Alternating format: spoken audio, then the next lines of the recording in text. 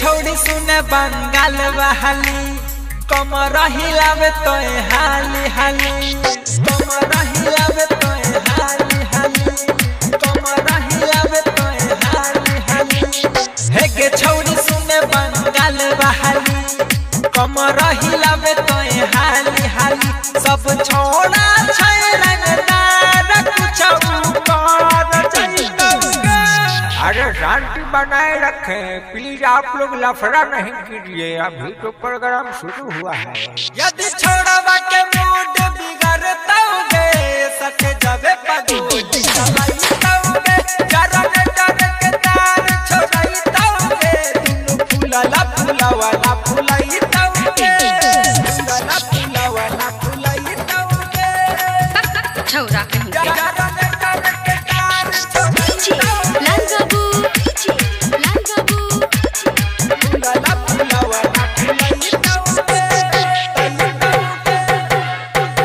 छौड़वा छै बिहारी के सबके परई छै भारी के सबके परई छै भारी के सबके परई छै भारी के छौड़वा छै बिहारी के सबके परई छै भारी के ढोरी देखाही कमर हिलाही करही न कम परमाई जगे डीजे वाला भैया भलम बढ़ाबो नया नया गाना चुन के बजाबो मैं करही मना मानी मुखियो जी नचैतोगे।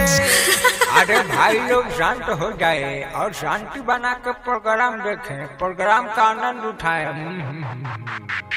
यदि छोड़वा के मूड बिगड़ताओगे सके जबे पगोटी चलाइताओगे जरा ने डर के तार छोड़ाइताओगे फूलला फूलवाला फूलाइताओगे फूलला फूलवाला फूलाइताओगे जरा ने डर के तार छोड़ाइताओगे लाल बाबू